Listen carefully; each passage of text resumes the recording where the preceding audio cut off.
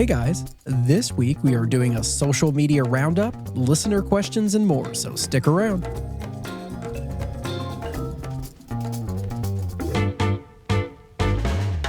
This week's episode is sponsored by DG Elizabeth's new gambling thriller, The Velvet Room. Pick up your copy today at velvetroombook.com. Welcome to the Crap Vegas podcast. Vegas, here we come. Vegas! Here are your hosts, Chris and Josh. Hello, everyone, and welcome to episode number 73 of the Crap Vegas podcast. I am Chris. He's Josh. What is new out there, Josh? Well, Chris, you know what this is. This It's is one of episode our 73. temporal prime directive, temporal vortex shows. What the are you talking about? You actually have to swear to do the beep. You can't just beep. Okay, what the talking That's about? better.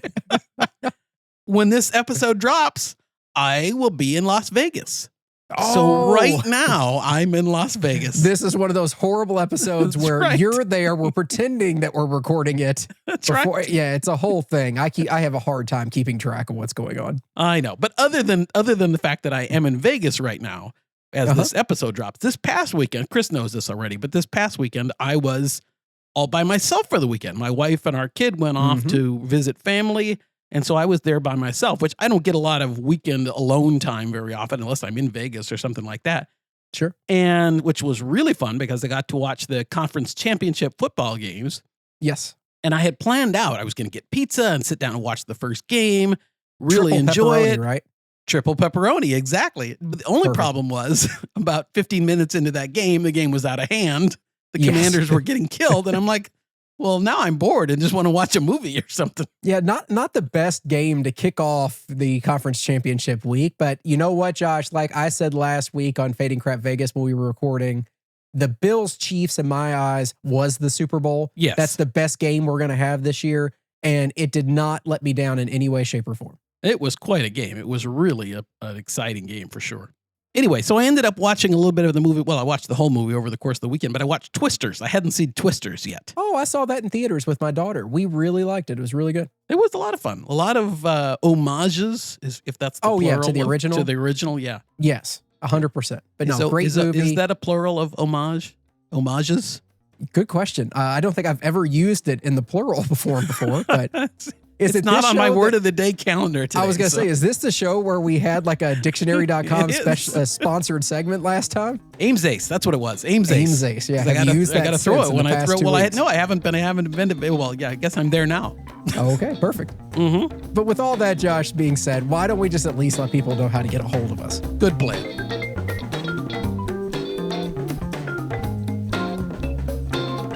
You can send us an email. That is podcast@crapvegas.com. You can join us over on our Facebook group. We'd love to have you join. It's crapvegas.com/Facebook to get linked over there. You can leave us a voicemail. That's crapvegas.com/voicemail. Or the easiest way is always going to be on Twitter. X. Oh, that was so dramatic. At Vegas Duffy he is, at Small Whale 13 I am, or the show page is at Crap Vegas. It is. Previous episode feedback. We received an email from Cody. Cody said, "Hi guys. First, I want to say thank you for the show and the Patreon shows. It definitely curbs the Vegas urge in between trips. I wanted to thank you guys and the community for the CV host ratings, though. I used them to find a host to contact at Venetian Palazzo to set up a comp trip with my comps at MGM. I'm extremely excited to give VP a try based on a very positive review you guys gave them.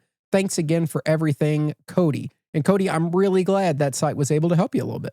Me too. And to the VP thing, I mean, I think we have, not to say that we have influenced it, but I think we've helped some people go to VP with an open eye, maybe, or an open Sure. whatever. Yeah. And I've heard nothing but good things from people that have gone maybe kind of based on our recommendation a little bit. So that's good. That makes me feel good. Yeah, and I encourage everybody, we don't talk about it every episode anymore since it's been out for a while, but yeah, head over to cvhosts.com or just go to crapvegas.com and you can click on it on the top. Leave your host reviews, find yourself a new host at a property you haven't been to. We'd love to have you get your information off there, share your feedback, and it's a free tool. Take advantage. Yep. And Chris is very modest about it, but he does all the work on the back end, putting that data in there. So It's a lot That's of work. probably why it doesn't work half the time, Josh. is 'cause Well, it's I didn't me, want to but go there. Hey, that's okay, though. You know what? You do what you can do. When it's broken, it's also Chris's fault. That is 100% true. We received an email from Terry, who's a new patron, Josh. Thanks, Terry. Terry said, "Gentlemen, I am a fairly new listener who first heard about your show from You Can Bet on That. I am loving all your content, and you seem like two people I would love to have a drink with in Vegas and just chill with. Last episode, you talked about how things have changed since you first started the show. 2 questions for you. Here's the first one. Do you think this show has strengthened your friendship or weakened it?" Oh, it's weakened by far. Oh, by far, not even close. Yeah. No, Terry, Very easy to say. I think Chris and I have become better friends. We were just kind of beginning our friendship at the beginning of the show, really. Like we knew each other, but it hadn't been very long. So over the course of the 3 years-ish or so that we've been doing the show, we've became a lot better friends, I think, and gotten to know each other better and all our little idiosyncrasies and all that kind of stuff. And the stuff that brothers usually figure out since birth, we've only had 3.5 years or so to figure it out. I know. I think it throws people off all the time, Josh, who didn't listen to our show when it first started, Right. to realize that we haven't been friends for 20 or 30 years or something crazy like that. I mean, it is a relatively new friendship. No, the show has not hurt our relationship at all as friends. If anything, we're around each other and talk to each other more now than we ever have.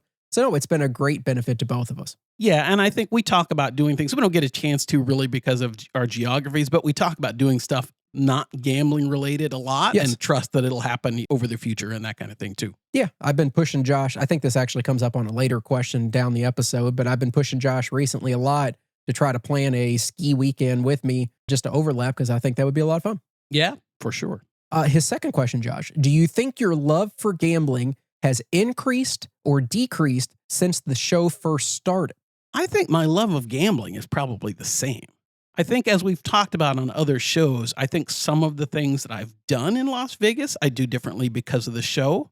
You know, I might go and see a show that I wouldn't have otherwise seen or try a game that I wouldn't have otherwise, played, that kind of thing. But I mean, I still love it the same way I love it. It definitely hasn't decreased my love. How about you, Chris? That's a little harder for me to answer, actually, Josh. And I don't think it has anything to do with like gambling in general.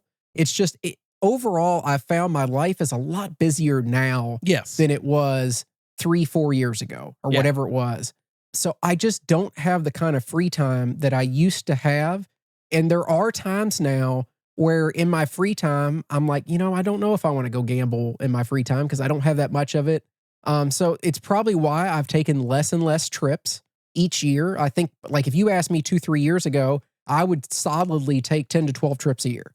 Right. And I think last year I maybe took 6 or 7, maybe 8. Yeah. But this year, who knows? Maybe it's only 4 or 5.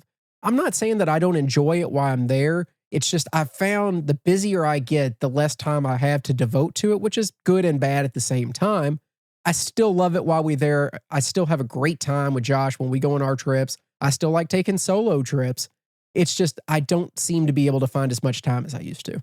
Yeah, I think that's true. It has changed. I mean, our lives and the busyness kind of ebb and flow and that kind of stuff for sure. I'm curious to see how many you take this year. I'm putting the over under. I'm gonna say the over under at 7. I would take the under. Okay, it's January 28th as we record this. So we'll see what happens at the end of the year. Somebody where put a pin in where this. Where you putting mine? You're hard, Josh, because for you, it's not the number of trips you take. Right. Because your trips are all 4 to 5 days each time. That's true, yeah. Sometimes even when I want them to be 1, it ends up being 4. So, I mean, honestly, for you, even if you take 6 trips, that's 30 days in Vegas. It's a full month. I mean, it's when you lot. say it like that, it sounds like I'm a degenerate. And I don't take trips longer ever than really 2 nights. No, you don't. I try a lot of my trips are 1. So I bet you in a given year, I'm probably in Vegas 12, 14 days, probably. So it's significantly less. But yeah, I don't know. We'll see what happens by the end of the year. Terry wraps up his email saying, "Thanks for everything you do. I just joined your Patreon to get even more. Thanks for all your hard work." So thank you, Terry. We really appreciate it. Thanks, Terry. And finally, Josh, we got an email from Nicole. Nicole said, "When listening to your discussion about potential Broadway shows in Vegas that would work, I couldn't help but screaming in my car that Book of Mormon would be amazing. It is already a hilarious, edgy show, but I think it could be easily cut down to 90 minutes as well. Perfect for Vegas. Let's hope something like this happens soon, Nicole." Well, I hope you're right. I think that would be a lot of fun. I've, of course, in my head right now got Wicked, But I don't know Yes. if Wicked would be. Well, it sure as hell can't be cut down to 90 minutes. I know that's the problem. Maybe they'll make a Wicked slot machine. Maybe they will. And that might come up on a future question as well later on in this episode. Josh, have you seen Book of Mormon? I have not. I want to. You're completely missing out. I haven't seen Hamilton either. I'm way behind. That's pathetic, Josh. I know. I've seen both of those in New York at least 3 times each. And I even saw Hamilton with the original cast. You really need to be going to Vegas more and stop going to shows is what you need to do. I don't know, Josh. We all have lives outside of what we do here. We do. Okay, with that said, Josh, let's keep it rolling. Josh, you're not going to believe it, but one of our listeners and a fellow craps player, DG Elizabeth, whose name is actually Daphne, has published a book, and it's something that we would all be interested in. The Velvet Room. It tells the story of Chandler, a gifted math mind who navigates the high stakes of both academia and life, only to fall prey to a dangerous addiction to gambling and a life in the underground casino world.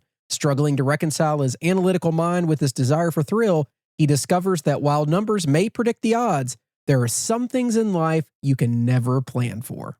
Wow, Chris, that sounds fun. I do have a question, though. As someone, since we used to do ads for Audible, and I'm not much of an actual reader these days, I tend to listen to things. Is this available in audiobook yet?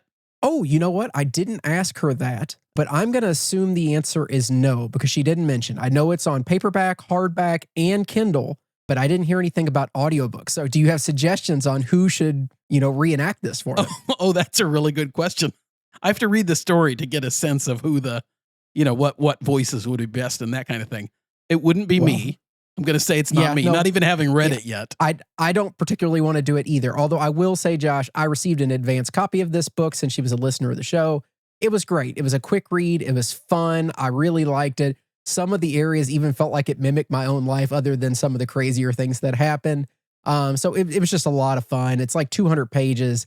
Highly recommend people pick it up. You can fly through it. Oh, I'm looking forward to it. I'll have to put on my reading glasses. So to purchase your copy today, visit her website over at velvetroombook.com, or you can grab it on Amazon. She's got an author page over there. It's amazon.com/author/DG Elizabeth. Okay, Josh. So we were talking and you had an idea for a new show segment. I know where you're going, Chris. And I have a theme. Oh, a theme. Like a jingle? Yeah, like a jingle. You ready? Oh, okay. Here we go.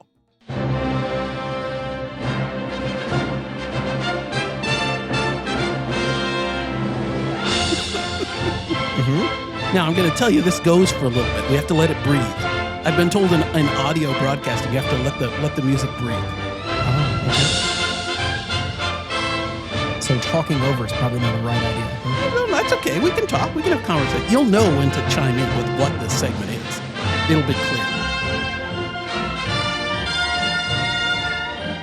Josh, is this clip under 5 minutes? It's about 40 seconds. Okay, good. Do you like it? It feels like a Western from 80 years ago.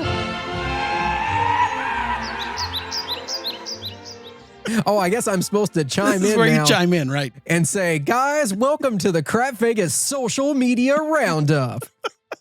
Okay, so here's what happened. Josh went around to numerous internet forums, message boards, Facebook groups, Reddit, and everywhere else between, and he pulled together a list of some of the most common questions that he is seeing in the Vegas internet world right now. And some of these are quick, some of them require a little bit more thought. But Josh, you ready to tackle some of these things? Let's do it. And I'll kind of add on. I wouldn't say necessarily the most common questions, the most common themes. Ooh, themes. Okay, gotcha. Yeah. So let's kick it off, Josh, with some questions you found over on the MGM Facebook group. First one says, I have some great offers right now for any MGM property. My question is this. If I go alone and not with another person, will that be okay? I've never been to Vegas alone. So is that okay, or do they always expect 2 people? Thanks.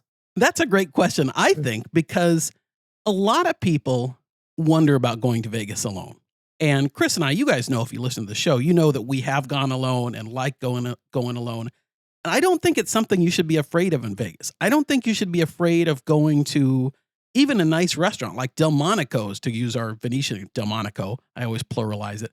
I think it's kind of expected in Vegas. I mean, you see a lot of gamblers that whether they're there with someone or not, or on different schedules from whoever they're there with and go out by themselves. Poker players are the first group that come to mind that oftentimes are there gambling alone and take breaks. But I don't think there's nearly as much stigma, if that's the right word, for being alone in Vegas as there would be in some other place. Like I have the same feelings. Like if I were to go to a movie in a movie theater by myself right now, that would feel weird to me. But going to a restaurant in Las Vegas by myself wouldn't have that same feel to me. What do you think, Chris? Interesting. Because see, like I don't like dining by myself. I can't do that. I can't go to a nice restaurant, like sit at the bar solo. I just don't enjoy that. I would feel uncomfortable doing it. Right. Although I've gone to plenty of movies by myself. I really have. I don't actually find that very weird at all. But I think you are right that there's probably no better place to visit than Vegas if you're going by yourself, because you can get by in so many ways. It's not a big deal. People don't look at you weird or anything like that. Like Josh said, half my trips I take to Vegas are solo, and I'm usually somebody that's self-conscious about that sort of thing, and it doesn't bother me at all there. I don't even think I, stand out in any way, shape, or form.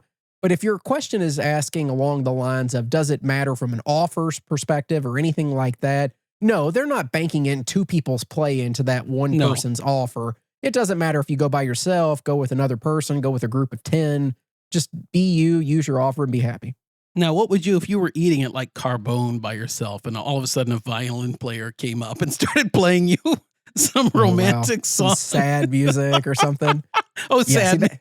Exactly. Right. That's why I wouldn't do it, Josh. I'm not going to a sit-down restaurant by myself. I mean, I'll go to the food court and stuff, or even like a Grand Lux, something like that, like a coffee shop sort of thing.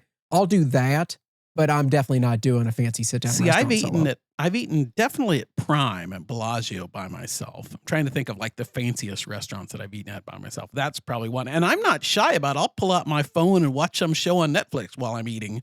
Put my headphones in. Well, you got to do something. Yeah. I have a friend that goes out to eat by himself all the time. He's married, but he goes out to eat all the time by himself, and he takes a magazine with him and just reads a magazine. Yeah, there you go. Okay, next question from that group, Josh.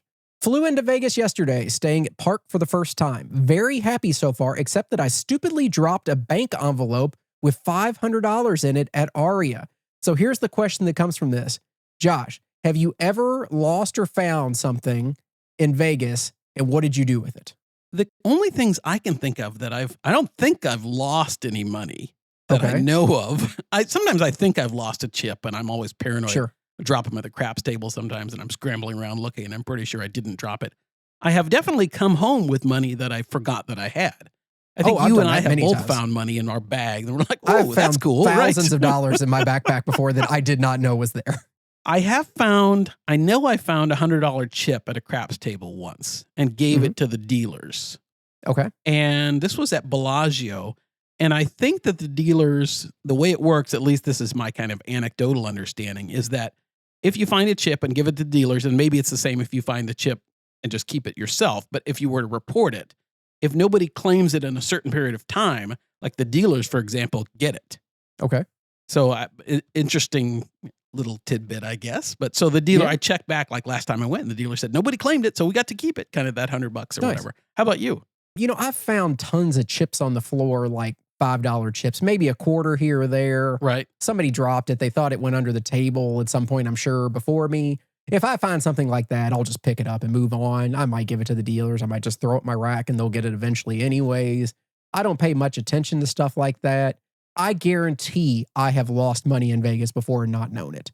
Whether it's a chip that fell out of my pocket when I reached in, it could be a $100 bill. I'm not sure. I guarantee it. I'm not the best about that. I don't always put my money in my money clip so that it's all bound together.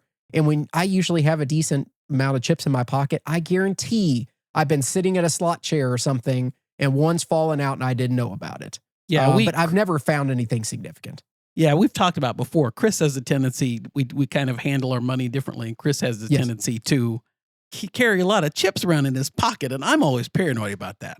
Yeah, I do. No, and I'm probably lost some of them, but I'm okay with it. Now, Chris, one time when I used to work for the airline, we found $8,000 in cash that somebody had left on a flight. Oh, that was exciting. Cha-ching. Yeah. No, the person who found it was very careful to like make sure there was a set of eyes. What's the, I should know this. What's the legal term for chain of custody? to maintain chain of custody on the $8,000 to make sure nobody had a chance to steal it. Ask the CPA what the lawyer should know. That's good. Exactly. Oh, geez. Okay, here we go, Josh. Moving on to third question. What theme slot machines would you really wish that they made? Well, I was thinking about this, and I mean, the problem is I was looking at like trying to think of what would be cool, and like all the #1 movies are all animated Disney movies. And, Sure. There's Wolverine. Who was the new Wolverine and Deadpool? Deadpool, Wolverine. You could do a slot machine on that. But I was thinking, Chris, Bridgerton. We need a Bridgerton slot machine. Wow, that sounds horrible. How about you? How boring. Well, I don't know. Of course, my mind first went to Star Trek, but there are Star Trek slot machines. I was trying to think of something. You could do a fun Bridgerton one. A lot of slot machine players are, not to stereotype, a lot of slot players are women. Sure. And they might like a Bridgerton slot machine. Maybe they would. I don't know, Josh. I was thinking of like my favorite shows that don't have slot machines, like Family Guy had one. So I'd rule that out. The only ones I know of that didn't have one that I would love to see, like an Office slot would be pretty cool. You could have like Michael and Stanley and Dwight bonuses. And I mean, that'd be kind of cool. And probably my favorite show of all time is Suits. I don't know how they would make a slot about that because it's not like something easy to do. But you know what? I'm all for it. Let's have a Suits slot machine. Like we'll have a Lewis, you just got lit up bonus. It will be really good. See, the Bridgerton could go so many ways too. You could have an R-rated version in the high limit room. I don't want to know, Josh. That show sounds terrible. I have no interest in watching it. You need to watch Bridgerton. Nope. No, I don't. I really don't. Don't be shy about it. I've got by this long. Go take yourself by yourself to the SW Steakhouse and watch Bridgerton at your table. Okay. On my phone. I'll see what I can do. Next question. I see people posting about getting comp Sky Suites. Can someone explain how this is possible? I'm platinum without the credit card, and it says 4 nights, $950 in free play, but always ask for significantly more if I want something like a Sky Suite at Aria. Is this a Noir only thing, or am I just not going big enough? Well, Josh, we get Sky Suites all the time. It's definitely not specific to Noir. It's not Noir, and it's not. What is it? I would say with that amount of free play, if you're getting $950 free play, I would think you'd be eligible to get Sky Suites sometimes. Now, what might need to happen is to have a host. Yes, or that's what I was gonna say. A PCS, because I can't always get Sky Suites on my MGM offers, but I haven't had a situation lately where my host has said no to Sky Suites, even if it's not available via my offers. So that's what I would say. That was going to be my response. It's likely that it's not part of your offer. I don't think Sky Suites ever pop up for me as available just booking through the website. Like maybe once or twice on a random Tuesday, then it will allow me to. But usually the answer is no, especially on the weekends when we go. The answer is you need to have a host. You can use a PCS if you want to. But either way, those people can help get you rooms above what is actually available to you in the system. Right.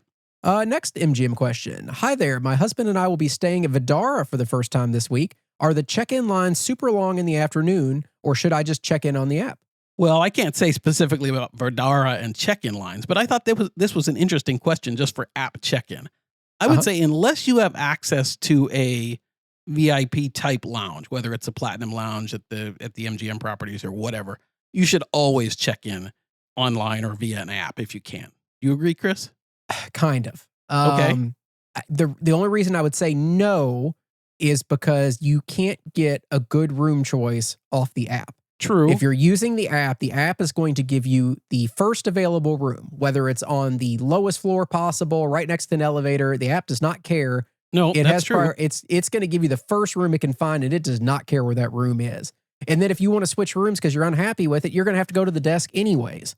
So from my perspective, if you care about the view that you have or the room type, or you want any chance at doing some sort of like $20 trick to get an upgrade or something, you got to go check in at the desk. If you do not care, if you're somebody like me and you don't care what floor your room's on, what your view is, or anything like that, then yes, I would always use the app at that point. I think you're right. I just worry about the lines that people run into I hear a you. lot of times. You know me, especially I do not wait Caesar's lines. property, right?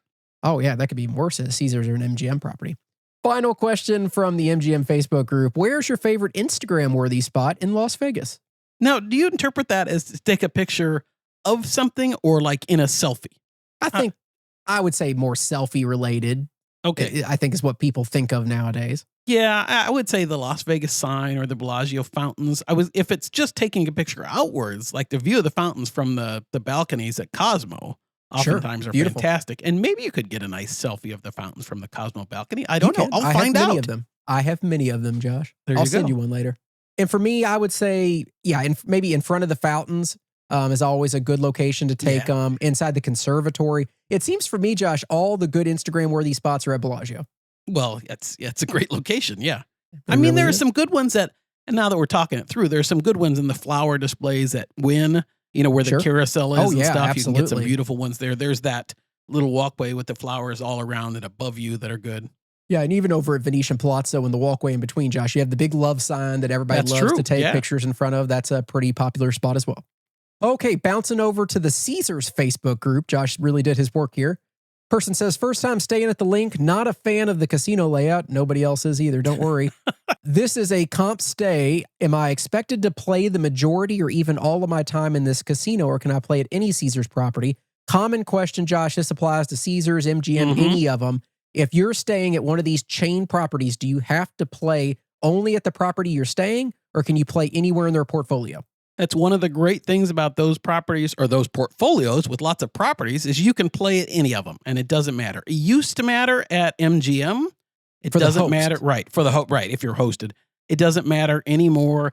They're more than happy to take your money at any of the properties and it all Sure. counts equally towards whatever you're getting in comps and that kind of thing. There was a difference on the MGM side for a little bit with Cosmo and how that folded in and stuff like that. But I Yes. think it's all fully integrated now and it shouldn't matter. Yeah, it used to be a big issue with hosts. If you were a hosted player at an Yes. MGM property, they didn't want you bouncing to other properties because they didn't get credit for that play under their account. It still affected your offers because it was all, say, MGM play, but the host didn't get it. So that would mean in the future, your offers might not have been as good from that host. They might not help more than they did in the past. Right. Okay, last one on the Caesars Facebook group that was kind of interesting. There was a person that I asked just back from our Vegas vacation where they spent like $40,000. Can I ask my host to reassess our offers? What's the chance of success? We went from gold to diamond plus after this trip. Now, Josh, a little bit of facts came out after the question was asked, stating he actually had 3 rooms for 10 days each and over 20 different meals with multiple people. He saw a Mind Freak show at Planet Hollywood for 5 people that he bought tickets for. He only gambled like $5,000 out of that $40,000. So, Josh, I think the bigger question is, if you're spending $40,000 on a trip and only $5,000 of it's on gambling, what does that do for offers? Do you get credit for all that money that you spent, or do you only really get credit for the gambling? Well, you get some credit. I mean, if you're putting things on your room or on your MG, or I guess this is Caesar's, your Caesar's credit card, things like that, in a way that they can track it. If you're using your player number or something like that, you'll get some credit, but you're not going to get nearly the credit you get for gambling, because gambling, if you're losing $5,000 or if you're spending $5,000, you're really putting a lot more coin in, or your theoretical is going to be a lot higher than that $5,000. And that's what they're factoring in. If you're spending the money at a restaurant, if you spend $1,000, it's just spending $1,000. So there's a big difference in how they're going to reward you or comp you based on whether that loss or that spend is gambling or whether it's on other things. Yes. I think worth pointing out, Josh, all these properties, Caesars, MGM, Venetian, they all have stated rewards where for like every dollar of food that you buy, they'll give you X tier credits. Right. So you're going to get tier credits for all that money that you spent on activities at their property. And your tier status will rise, which is why this individual went from gold to diamond plus on this trip. You do get credit for all that. However, all that spending that's non-gambling will have zero effect on your gambling offer. Your actual promo offer that you get from Caesars or MGM or whoever it is, if you only gamble $1,000 and spend $100,000 on other stuff, now granted, a host may take care of you for other things, but your actual corporate offer is just going to be off what you gambled. They do not care what you spend at their restaurants or at their hotel. Right. So, I mean, I would say if you're gambling $40,000, it's a lot different than gambling 5. Yes, absolutely. And finally, Josh, it looks like you wrapped up over on a Venetian Palazzo group. You got a couple questions for there. First question, I love this one, very easy. Is the MGM Grand close to Venetian? What do you consider a walkable distance in the summer? It would be walkable if you've got some stamina and a shade umbrella or sunscreen in Sure. the summer. I mean, everybody knows things on the strip are a lot further away than they appear. Correct. And I mean, I've made those mistakes before. It just depends on how adventurous you are. Let's see, what's kind of the furthest I'd want to walk to Venetian? I mean, if you get down there past Planet Hollywood, which is MGM Wynn. Grand is further south than Wynn. That's as far as I'm going. I could handle going Planet Hollywood to Venetian, but even that's like a hike. Yeah, that would be hefty. I don't think I'd want to. Maybe Cromwell would probably be my cutoff point. Yeah. I don't think I'd want to go another street over and have to go over the overpass. Casino and all that Royale. Stuff. Yeah. Yeah. No, it is a pretty far walk. And Josh, in the summer, walkable distance, man, it gets hot in the summer. It all depends on how much you can do indoors. A lot of the strip walking you can do inside of properties, which makes it much more tolerable, if not a little bit longer at times. But yeah, I don't like going too terribly far in the summer when it's 115 degrees out. Next question. In April, taking my mama for her birthday. Need suggestions on what to do for her as a surprise. I've been surprising her for many years and need new ideas. Josh, if you wanted to surprise somebody that's been to Vegas before, what are some ideas you have for big surprises? The big one that popped in my head is, and there's lots of the usual things, but I'm assuming that the usual things are kind of out. The Eiffel Tower, the gondola ride, whatever, that kind of stuff. So I was thinking a helicopter ride, whether Grand Canyon or just a view of the strip. Or you've got the things like your racing car thing. You know, you've got those really, Vegas. Those kind of things. Yeah, I think something like that. Maybe getting like really good, maybe like VIP show tickets to a big Vegas show. So you can have like a couch and drink service and stuff like that. Maybe they would like something like that. If you could afford it or make it work somehow, maybe some sort of like upgrade to a suite at the property you're staying at. I think that would be something really cool to do. Yeah, I mean, there's a lot of things you can do to keep people on their toes. Next question, Josh. Do you all play your free play at the beginning of your stay, save it for the end, or just a little each day? How do you handle your free play, Josh? Well, this is a fun question. It depends a little bit, Chris, on if you're around. And if I'm going to be with you, I try and save it for when I'm going to be with you. That doesn't always work if you're several hours behind me. In fact, it did not last trip. Right. I used to save it for the end. So I would even if I got killed, I'd have some left. Now I kind of use it all up at the beginning because I want to start either with some cushion or some big advantage or where I came in at. Like if I got nothing out of my free play, I am where I am and I played for a little bit. I like to start with it. So I have a leg up or something like that. What do you think? I'm the same way. I use it the moment that I get there. Yeah. I have no desire to save it or anything like that for many reasons. A, what about if my trip gets cut short? B, what about if I forget it? There's so many things in my mind like, what about if I just don't use it because I forgot all about it? I can't tell you how many times I've gone to Vegas and had some sort of promo offer that I completely forgot about once I got there. Yeah. Yep. I didn't even think of that, but you're absolutely right. I don't think I've forgotten it unless I've forgotten that I've forgotten it. But to me, it's just, I mean, if you hit a big jackpot on your free play, which I've done before, one of the biggest hand pays I ever had was a free play hand pay. And it was great to start out with like, wow, I'm way up and I'm playing, I know house money is not a real thing, Mark, from You Can Bet on That. But if I'm playing on house money, it's knowing that I have that is a lot more fun. I thought Professor Slot said you couldn't hit big jackpots on free play. Well, I've lost track of Professor Slots. Is he still a thing? I don't know. That name hasn't popped up in a while, but it just popped in my head when you were talking about slots, Josh. Yeah, so I get it out of the way as quick as I can so I don't forget about it. Hopefully it puts me way up to start the trip. That's always great if it does. And if it doesn't, no harm, no foul. Final topic, Josh. This person's planning a trip the last week of April to celebrate their 30th wedding anniversary. They originally got married at Excalibur. And they will be traveling with their son and his wife to celebrate their first wedding anniversary. They're looking for feedback on the differences between the Venetian and Palazzo Tower, pluses and minuses, dining must-dos at those properties, and what you think the biggest pros and cons of Venetian and then Palazzo are. So, Josh, in your eyes, what do you got? Pluses and minuses, Venetian, Palazzo. Well, plus on the Venetian side is you might be able to get one of the renovated rooms. And I know they have those available. I don't think they have them available yet in the higher end suites, but as far as basic rooms, I think you can get the renovated rooms at Venetian pretty easily. And I think they're maybe just done in the older tower. So think about that. But if getting a new room is a priority for you, that's the place to do it. Mhm. The casino is massive, and Yes. which is pluses and minuses. But if you want that feel, that vibe of a really lively casino floor, you're definitely going to get it more on the Venetian side than on the Palazzo side.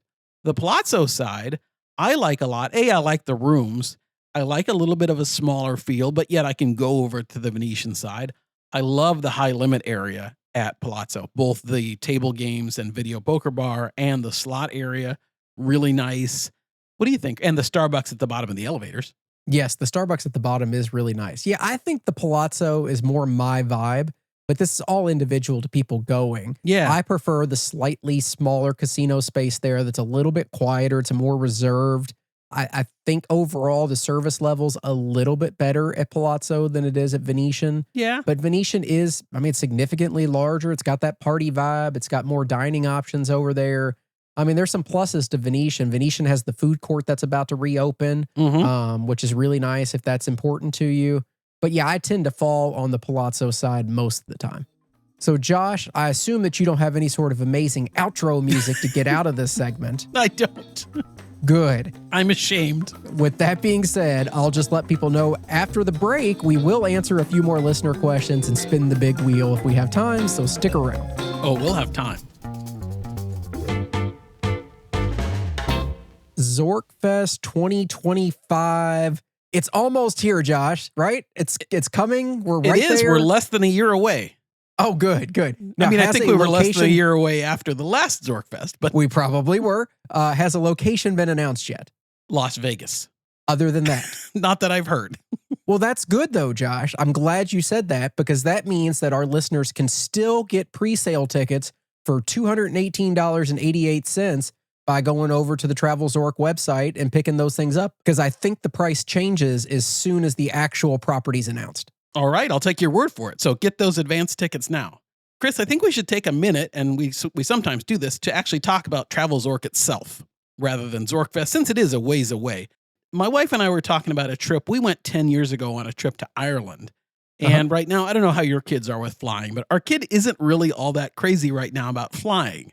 Okay. And so I was talking to someone about ways to break up a long trip like that to Ireland, and someone suggested going to Iceland, making a stop in Iceland.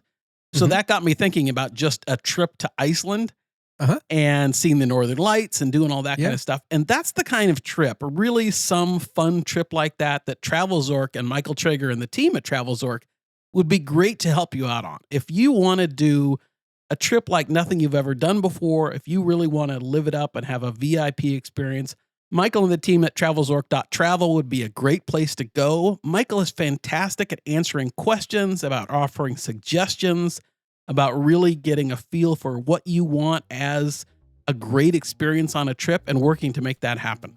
Yeah, absolutely. So yeah, Josh is right. Head on over to travelzork.travel today. Get your plans in there. Michael will get you all set up, and I'm sure you'll have a great time. Okay, listener questions. We received an email from Josh. Josh, did you email your own show? I did. Okay. I left a Very voicemail creative. too. When we get to the voicemails, that's me too. Hey guys, love the podcast and just joined the Patreon. Your advice on stopping by the hostess before I leave got my whole folio comped on my last trip. Nice. So it was the least I could do. That brings me to my question. I took my last trip to take advantage of the 10x multiplier at Caesars. He stayed at Paris and he made Diamond Plus in 2 days. Because of the promotion, my play was about twice as much as my usual spend. And when I went to the host, he not only comped my folio, but said he was my host from now on, which is awesome, as I've always wanted a host on their site. The question is, where do I go from here? I don't know if I want to play at that same level every trip, and I don't want to negatively impact my offers or the host. Is it better to let the host know that my play this trip was a one-off? Should I utilize the host and wait for them to call me out? Any advice would be great, as this is completely new territory for me. Once again, love the show and appreciate all you do. Thanks, Josh. Thanks, Josh. Thanks for joining us on Patreon. Thanks for the support. It's a great question, and it's one that I don't know if there's exactly a right or wrong answer. A little bit depends on how much less do you think it's going to be. I think you said 2x times what you normally play. That's what it sounded like. Yeah, so I would say basically use your host, play the way you're going to play, and let the chips fall where they may. If your offers decline, or if the host says awkwardly, I can't be your host anymore, which you don't see too often, but I suppose that could happen. But I would just say just gamble the way you're going to gamble. We've talked about some times where I've had trips where I've told my host in advance that I'm going to play lower or I'm not going to play at all.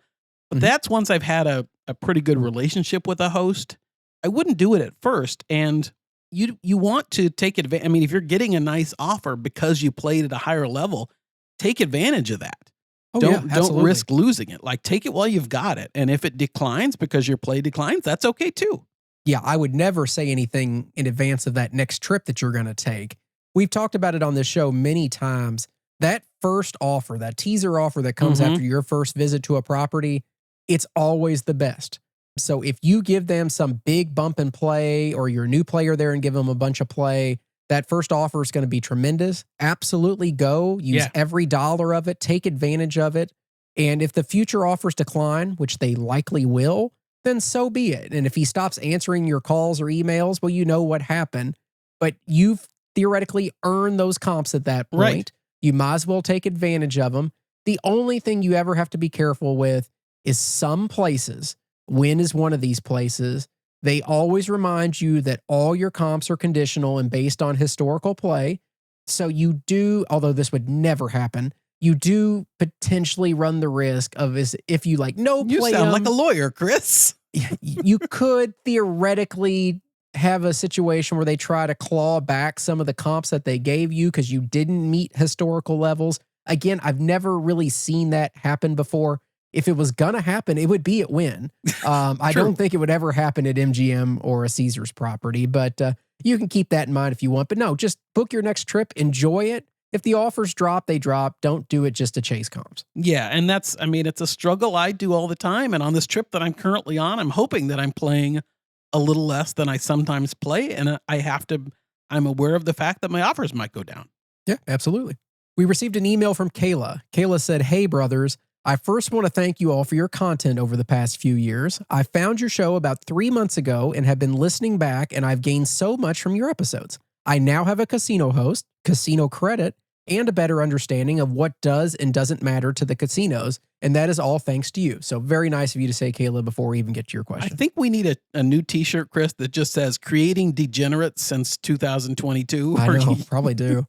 Okay, Kayla says, "My question for you, if you had ultimate flexibility in your scheduling and could make any schedule work, what would your ideal gambling schedule look like for a year? For instance, how many trips would you take? How long would they be? And would they all be in Vegas or split across the U.S.? My boyfriend and I are currently planning a trip to Vegas in May or June and hoping it overlaps with one of yours so we can meet you guys. Thanks for the show, Kayla." Well, Kayla, it would be great to meet you and your boyfriend. I think for me, once every 2 months would be perfect. Okay, so you want to take 6 trips a year? I want to take 6. That doesn't seem like enough when you say it that way. I mean, I'm maybe not judging, 7. Josh. I know. I'm just maybe I'm just 7. taking 12 divided by 2 and getting 6. So yeah, maybe 7.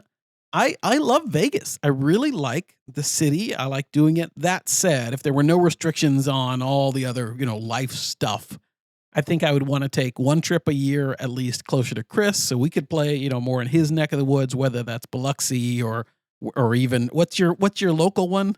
Belterra? Yes. Yes. Belterra. Beautiful Earth, Josh, I think is what that translates to. So I would say that. I like the Tahoe area a lot. I might do a Tahoe trip where I could do some skiing or, that kind of thing. But I like Vegas a lot. So it would be mostly Vegas for me. That wouldn't change much. This is a fun question to think about. And I actually put a lot of thought into it before we got on air here today, Josh. I think your trip quantity is close to what I would like to do, although my trips, again, are much shorter, as we talked about at the beginning of the episode. I think for me, it's going to be 5 or 6 trips a year. Okay. Like bigger gambling trips. Right. Because I want to play heavy while I'm there and get out while I'm not like getting financially massacred. I think location wise, for me, if I didn't have to worry about like, okay, keep this property happy and keep this status, like if all that stuff didn't matter, which it shouldn't matter, I guess, at the end of the day, if it didn't matter, my ideal thing would be like 2 to 3 Vegas trips, maybe a Tahoe trip so we could get some skiing in. I think that would be a lot of fun. one to Atlantic City to get up to the Northeast and enjoy it. Maybe do it over the summer so you can go out on the boardwalk and have like a beach vacation with it. I mean, that's a possibility. And then like a 6 trip to some random location outside the country. So I don't care whether it's, just going down to like Baja Mar in the Bahamas or going Tijuana. Somewhere. Yeah. I mean, something much fancier out over in Europe. Right. I mean, whatever it may be, something like that. That's probably ideal in my eyes. And 2 to 3 days per trip. If it's a European trip, I'd have to extend it a little bit more so I had more time to sightsee. But yeah, Josh, I think I would spread out away from Vegas a little bit more. But I still think somewhere between 5 and 6 trips a year is probably good for me. And the more I think about it, I think the reason is the way that we play can be financially pretty heavy. It can take a big impact on your bank account. Yep. And the older I get, the more like side projects I have going on in my life where that capital could come into better use. Right. So whether it's, I've talked to Josh before about some businesses I've considered starting in my local area, like brick and mortar businesses, completely unrelated to what we do here. I'd like to be able to do something like that. So having a decent amount of cash collateral built up for that would be helpful. Josh and I even talked about some potential businesses that we could do together that are not gambling related that we could invest on together. So keeping that cash comes in handy for things like that. So, I love gambling. It's a lot of fun. But at the end of the day, I think I'm finding that it's more important to me to have those funds available for more pure investments rather than just entertainment. You got your AARP card, didn't you? And you're thinking about retirement and being fixed income. Yeah, I think when I turned 40, Josh, it all just started falling apart at that stage.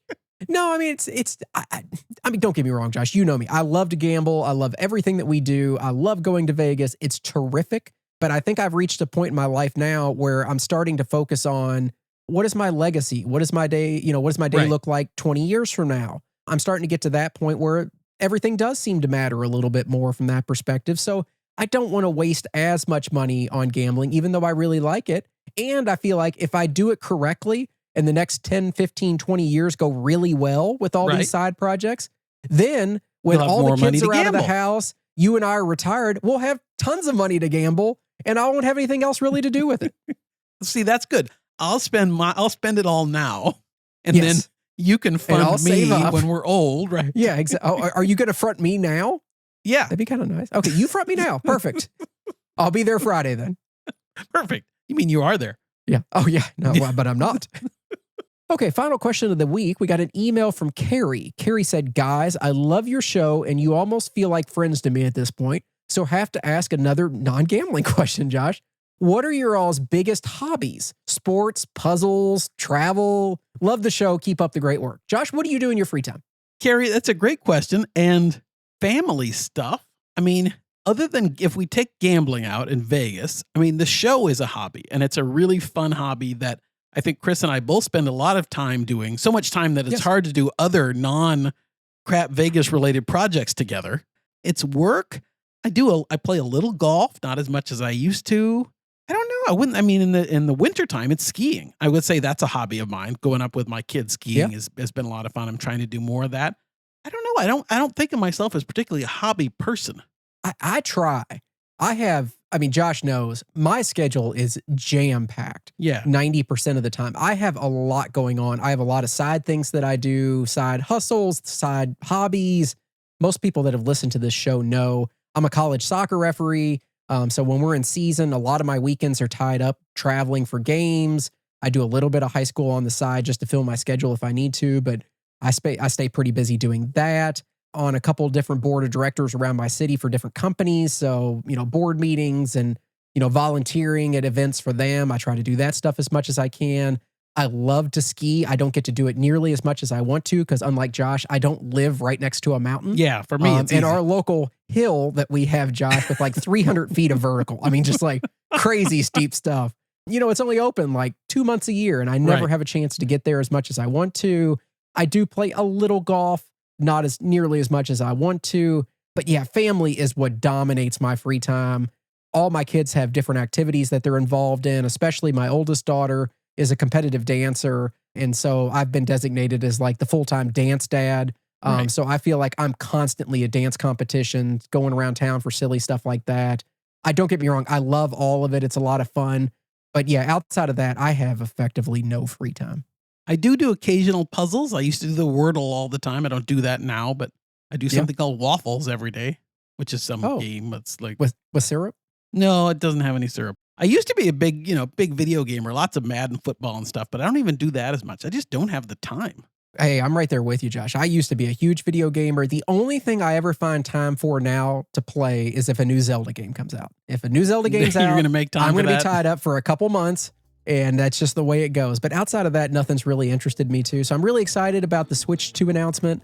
I can't wait to see what's going to come with it, but we're not really due for another big Zelda release anytime soon. They usually take a few more years than that to develop, so it's going to be fine, but it's not going to be anything exciting. There we go. Okay, Josh, I think that's going to wrap up our questions for this week, so let's keep on going. Patreon. That's patreon.com/crapvegas. Josh, what's new over there? Well, we have two new things over there. Of course, we have our FCV show, our second to the last FCV show of this here football season. We released on the championship games, which was a lot of fun to record. And then we also have our, episode 9 of Casino Confidential, our CVTV show, where Chris and I are rewatching or watching Casino Confidential and kind of live talking about it as we're watching it. And this episode was Calendar Girls, Josh, which is extremely exciting. It was a lot of fun. So that's a really fun thing to do, a little different than we do a lot of the time. We're having a great time with that. So those are the two new things on Patreon.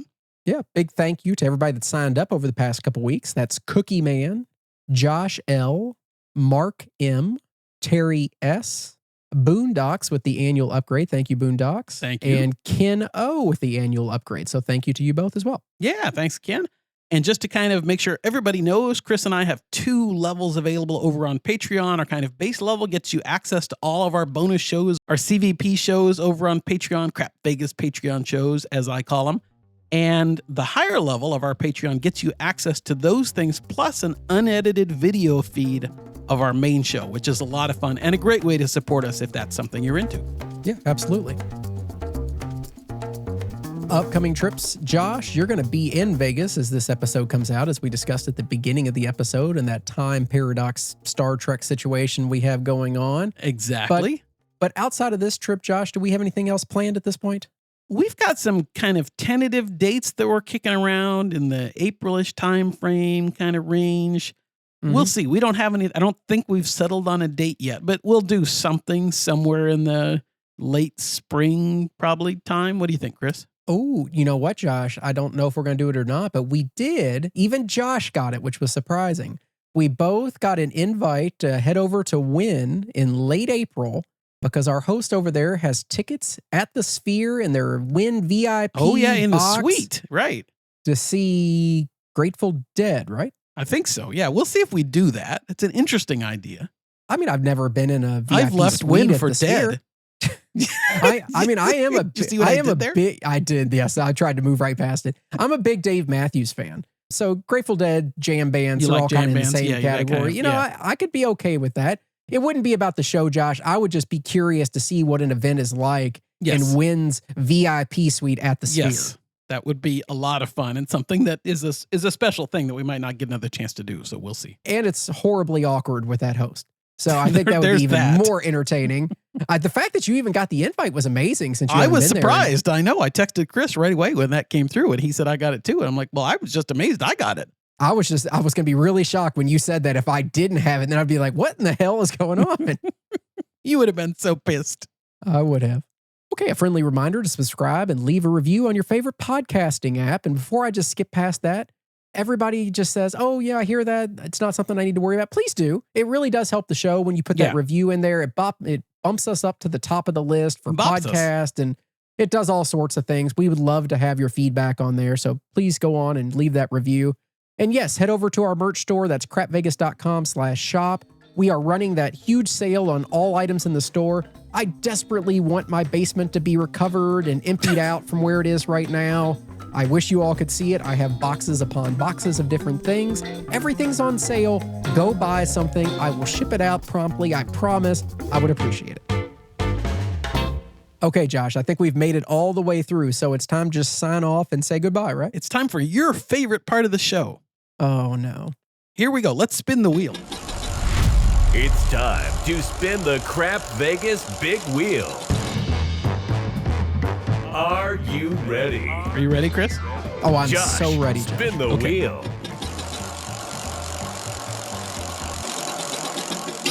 Does it involve a shopping cart? No Good. shot Cartzilla this week. Good. Now, Chris, I don't know if you saw this news or not, but are you familiar with the Founders card? I am familiar with the Founders card. Never had it, but I'm very familiar with what it is. Do you know what came up on the wheel this week with Founders card related? I do. The Founders card used to always be the entry point into Caesar's Diamond status. Right. And it pissed a lot of people off because that gave people access to Diamond lounges back in the day. And that's why Caesar's actually changed it to be Diamond Plus, or you had to pay with points or something. I mean, I wasn't a big Caesar's player at the time when that happened, but it really pissed a lot of people off that you could buy status. But word came out that Caesar's has now been dropped, and it is actually now Win Platinum status is what they're giving, which is so weird. Again, what is going on? It is very strange. So kind of just to give everybody a little, I think you have to be like elite in the, and I don't know much about the Founders card thing, and you only get platinum tier benefits of the $100 spa credit and the $150 birthday credit is if you stay 2 non-consecutive 2-night stays. So you're not even getting all of the benefits you get at platinum, but you're getting some of them. I don't know. And I had somebody mention this to me as the analogy. It's like the Players Club equivalent of Win getting the roll to win table. It is. And that's what I think of it as. Why are we doing it? It's like when Win offered a tier match again. Right. What are you doing? You've already found out in the past, this makes your players upset. You tried it during COVID, like where you lowered room prices and pissed off every player that you had. These things do not mesh with the Win overall persona of who they are. Yeah. Stop doing this sort of thing. But at the same point, Josh, though, I'm thinking to myself, what are they really even giving? If you're getting Win Platinum, but you have to earn the spa credit and stuff, what benefits are you actually picking up? Cut the buffet line. Can you do that without a black card? Oh, no, that's black card, isn't it? No, you're right. Here, let me pull it up. Okay, Josh. So here are the benefits that Win offers at the platinum level. Okay. That are above what you would have at baseline red, because who cares about those? You get priority access to special events and promotions. So they'll send you an email 1 week before everybody else, just letting you know something's coming. Okay. Okay. Yeah. You get this is nice. You get a 20% bonus on your slot points earned for free credit. There we go. If you're a bigger slot player, that could add up. But again, if you're a big slot player, you probably already had platinum status anyways. Right. You get a priority slot service level at Win and Encore. So they'll come cash you out on hand pays before somebody that's just a red card holder. I wonder if that's really true. I mean, I guess it's Well, true. they say but the same thing for black. I think I've seen, they all have their little phones and stuff, and every property's different. But even like I've seen they at push boy you up in the properties, queue. like on the queue, you'll see a list of all the hand pays on their handheld, Right. and they will be color coded. Okay. Like this is black, this one's Right. so they know in order who they need. So I guess that could be a benefit. Yeah. You get complimentary self-parking. There we go. Okay. Priority seating at the buffet. Doesn't say anything about line skipping. Right, because that would be But- black card, but you get priority seating. Okay. Okay. Maybe it's like a better table, Maybe. better location, right next to the desserts or something. Right. So I think the only other thing you would get would be the Win Master classes. Which is a great benefit, and It those is. are really fun classes. They're also hard to get in. They Like, are. I mean, and that's something to keep black in mind. status holders get priority. So that's like, don't just think you're going to be able to, book a trip to Win and get those classes right away. Even Josh and I, multiple times Yeah. with a black card in hand, have tried to get in on certain classes when we were going to be there, and they were booked up way before we ever had a chance. Right. So yeah, just keep that in mind. So overall, though, Josh, based off that story, I don't understand why Win's doing it.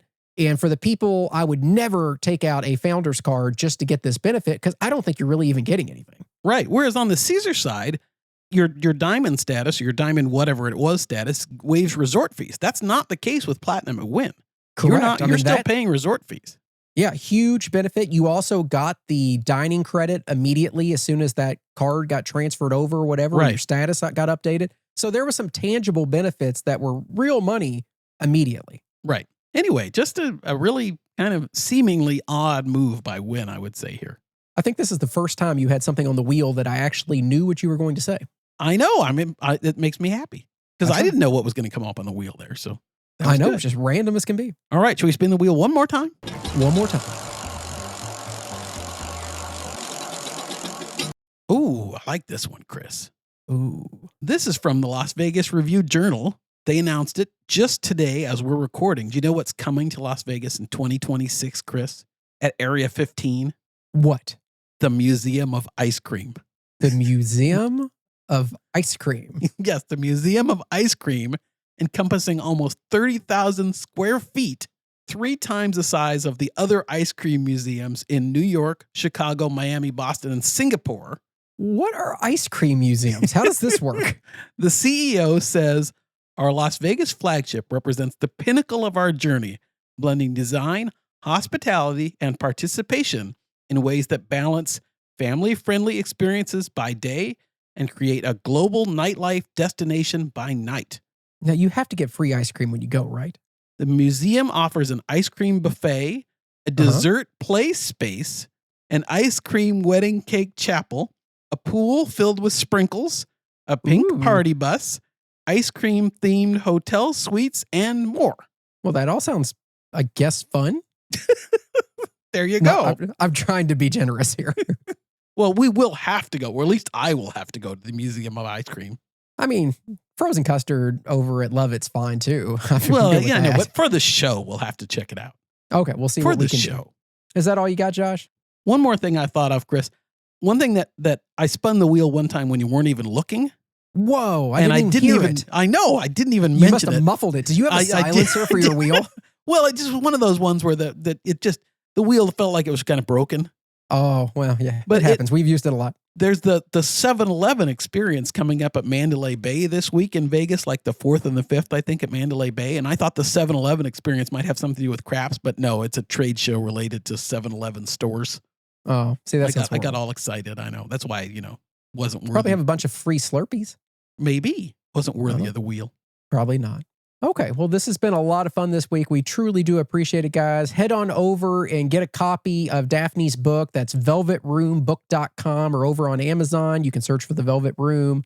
Other than that, Josh, this has been a lot of fun. Thanks, everybody, for listening. We really appreciate it. We'll talk to you soon. Bye-bye. Vegas, here we come. Thanks for listening to the Crap Vegas podcast. Have you ever been to Vegas? Check out all our recent news and our Vegas trip calendar by visiting crapvegas.com. See you in Vegas.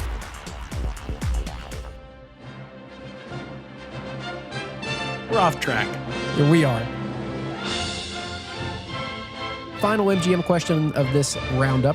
Where is your favorite Instagram-worthy spot in Las Vegas? In front of the fountains? Oh, that was my answer that I typed into the side, just as a reminder to myself. Josh, here, let me rephrase that. Let's just start that whole damn sentence over. Oh, sorry. Start that whole sentence over. There you go. Perfect. I had fun putting that together. You didn't just download that from some free clip website? No, I put that together. Oh, that's kind of pathetic, honestly, now that I think about it.